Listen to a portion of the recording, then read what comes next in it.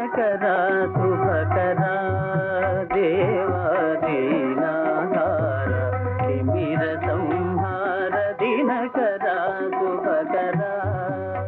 తెల్లవారుజాము అయ్యేటప్పటికీ ఆ మంచంతా పడుతుండడం చేత సమస్త భూతములు వణికిపోతాయి. వణకకుండా నిలబడేటటువంటి ఏకైక ప్రాణి ఎవరు అంటే భూమాత ఒక్కతే వణకదు. ప్రాతర్వేళల మంచుజుంపిగిమి జంపంబైన లేబచ్చికల్ శ్వేతశ్రీ తిలకించుటెంతయు రహించన్ సర్వభూతంబులన్ శీతశ్రాంతి వడంక తానచలయై చెల్వొందు భూదేవికిన్ శీతర్తు ప్రభుడిచ్చు వజ్రముల రాశింబూలె నల్వంకలన్నన్నాడు. సమస్త ప్రాణులు కూడా ఊహూయ నివడక లోకముర్వీనాథ అని వణికిపోతుంటే ఒక్క భూకాంత మాత్రం నేను వణికిపోతే ప్రాణులు నిలబడరని ఆవిడ మాత్రం వణకకుండా నించుంటుందిట. అప్పుడు శీతర్తు ప్రభుడిచ్చు వజ్రముల రాశింబూలే నల్వంకలం. ఆ శీతాకాలానికి ప్రభువు అయినటువంటి వాడు హేమంత ఋతువు యొక్క అధీశుడు సంతోషించి నా ధాటికి అందరూ వణికారు, నువ్వు ఒక్కదానివే వణకలేదు, ఇదిగో నీకు వజ్రాల రాసులు బహూకరిస్తున్నానని ఇచ్చాడా అన్నట్టుగా ఆ భూమి మీద ఉండేటటువంటి గడ్డి పరకల చివర భాగంలో ప్రకాశిస్తున్నటువంటి మంచు బిందువులు లేత సూర్యకిరణములు పడినప్పుడు వజ్రముల రాశుల్లా కనపడతాయిట. కాబట్టి హేమంత ఋతువు దగ్గరికి వచ్చేటప్పటికీ ఆయన తామ్రవర్ణంలో అనుగ్రహిస్తాడు. ఇక చిట్ట చివరికి వచ్చేటప్పటికి శిశిర ఋతువు. ఆ శిశిర ఋతువులో చెట్లన్నీ కూడా ఆకులు రాల్చేయాలి. ఆకులు రాల్చి మళ్ళీ ఆకులు రావాలి. అలా అనుగ్రహించడం కోసం శిశిర ఋతువు దగ్గరికి వచ్చేటప్పటికి లోహిత వర్ణంలోకి మారిపోతాడు.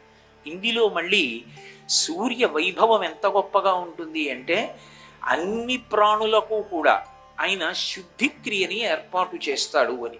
మనం అంటే ఏదో వైద్య పరీక్షలు చేయించుకుంటాం. వైద్యుడి దగ్గరికి వెళ్ళి నా శరీరం బాగానే ఉందా, లోపల ఏమైనా దోషాలు ఏర్పడ్డాయా అన్న విషయాన్ని నిర్ధారించుకుని ఆ రుగ్మత పోవడం కోసం అని ఔషధాన్ని సేవిస్తాం. కానీ మరి మిగిలిన ప్రాణులకు ఆయన ఒక్కొక్క కాలమునందు ఒక్కొక్క ప్రాణిలో అది ఎప్పుడూ తిననటువంటి పదార్థాన్ని తినాలనేటటువంటి స్పృహని కల్పిస్తాడు. కల్పించి అది తినని పదార్థాన్ని తినడం చేత శరీర శుద్ధి జరుగుతూ ఉంటుంది. నేను మీకు ఒక ఉదాహరణ చెప్పాలంటే, ఒక్క ప్రాణి గురించి చెప్పాలి అంటే కుక్క గడ్డి పరకల యొక్క చివరి భాగాన్ని తినడం మొదలు పెడుతుంది కార్తీక మాస ప్రారంభంలో. అసలు అది గడ్డి తినదు కుక్క.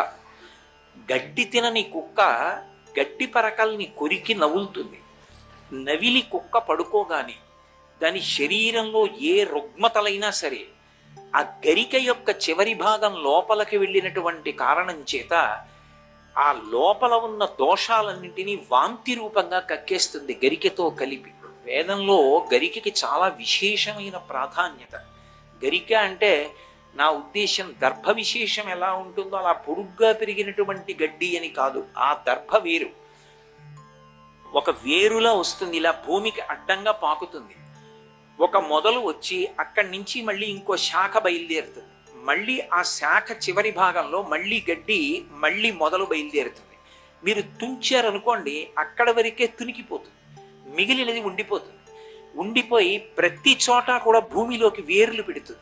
ప్రతి కలయిక యందు ఆ రెండు జాయింట్స్లో మీకు బాగా అర్థం అవ్వాలంటే వేర్లు పెట్టి తర్వాతి భాగాన్ని పెంచుతుంది. మళ్ళీ అక్కడ వేరు పెట్టి మళ్ళీ ముందుకెడుతుంది. అలా వెళ్ళినది ఏదుందో దానికి ఒక ప్రత్యేక శక్తి ఉంది. వేదం చెప్తుంది దాని గురించి. అందుకే సహస్రపరమాదేవి శతమూల శతాంకుర సర్వగుంహరతు మే పాపం దుర్వాదు స్వప్ననాశిని అని. భయంకరమైనటువంటి దుస్వప్నం వస్తే అటువంటి గరిక ముట్టుకుంటే చాలు పోతుంది. అందుకు విఘ్నేశ్వరుడికి గరిక పూజ చేస్తారు. ఆ గరిక వేదంలో దాని గురించి ఎంత గొప్పగా ప్రస్తావిస్తారంటే అసలు కొత్తగా వివాహమైనటువంటి దంపతులు సత్సంతాన ప్రాప్తి కొరకు ఆ గరికని తల మీద పెట్టుకుని పురుషుడు స్నానం చెయ్యాలి అని. స్నానం చేసిన తరువాత ప్రతిరోజు ఒక్కసారి అటువంటి గరికని ముట్టుకుని నమస్కారం చేస్తే ప్రతిదానికి వేర్లొచ్చి మళ్ళీ కొనసాగి మళ్ళీ వేర్లొచ్చి మళ్ళీ కొనసాగి జరిగినట్టే వంశవృక్షం ఎక్కడా ఆగిపోకుండా నడుస్తుంది అని. అందుకే విఘ్నేశ్వరుడికి గరికతో పూజ. సీతమ్మ తల్లి సుందరకాండలో ఆ రావణాసురుడితో మాట్లాడవలసి వస్తే తృణమంతరత కృత్వా ప్రత్యువాచ శుచిస్మిత నివర్తయ మనోమత్త స్వజనే క్రియతాం మనః అంటారు మహర్షి. తృణమంతరత కృత్వా గడ్డి పరక మధ్యలో పెట్టింది. ఆవిడేమి ఏదో తగినంత అర్థం లేకుండా అక్కడ దొరికింది కాబట్టి ఓ గడ్డి పరక తీసి మధ్యలో పెట్టింది అని కాదు దాని అర్థం. పక్కన రామచంద్రమూర్తి లేరు, తన యొక్క భర్త. ఎదురుగుండా నిలబడినటువంటి పురుషుడు తనతో పవిత్రంగాను భక్తిగాను మాట్లాడుతున్నవాడు కాడు, విశేషమైనటువంటి కామంతో కూడినటువంటి దృష్టితో చూస్తున్నవాడు, మాట్లాడకూడని మాటలు మాట్లాడుతున్నవాడు. అటువంటి వాడితో తిరిగి కులకాంత మాట్లాడకూడదు. కానీ ఆమె మాట్లాడవలసి వస్తోంది. మాట్లాడడం వినా మార్గం లేదప్పుడు. ఇప్పుడు అటువంటి వాడితో తిరిగి జవాబు చెప్పి మాట్లాడిన పాపం పోవడానికి ఆవిడ అక్కడ ఉన్నటువంటి ఆ గడ్డి పరకని స్పృశించి మధ్యలో పెట్టింది. అంటే కొన్నిటికి అంత శక్తి వస్తుంది. ఒక్కొక్క వస్తువు యందు ఈశ్వరుడు ఒక్కొక్క శక్తిని ప్రచోదనం చేశాడు. ఒక్క గరిక యందు అంత విశేషమైనటువంటి శక్తి, అది సమస్త దోషములు పోగొడుతుంది. నేను ఒక మాట చెప్పాలి అంటే పంచగవ్య ప్రాసనమునకు ప్రత్యామ్నాయమవుతుంది ఇంచుమించుగా. అందుకే ఒక పెద్ద కార్యం నేను చెయ్యాలనుకోండి, విఘ్నం రాకుండా ముందు విఘ్నేశ్వరుడు అనుగ్రహించాలి. విఘ్నేశ్వరుడు అనుగ్రహించాలి. అది చెయ్యడానికి నాకు యోగ్యత కలగడానికి దేహాంతర్గతమైన పాపరాశి ధ్వంసం అవడానికి పంచగవ్యాన్ని నాలుక మీద రాసుకుని ప్రాసనం చేసి కూర్చోబెడతారు. ఆ పాపం పోవడానికి రెండో మార్గం, ఆ గరిక విఘ్నేశ్వరుడికి పూజ చేసి 16 నామాలతో ఆ గరిక తీసి తల మీద పెట్టుకోవాలి.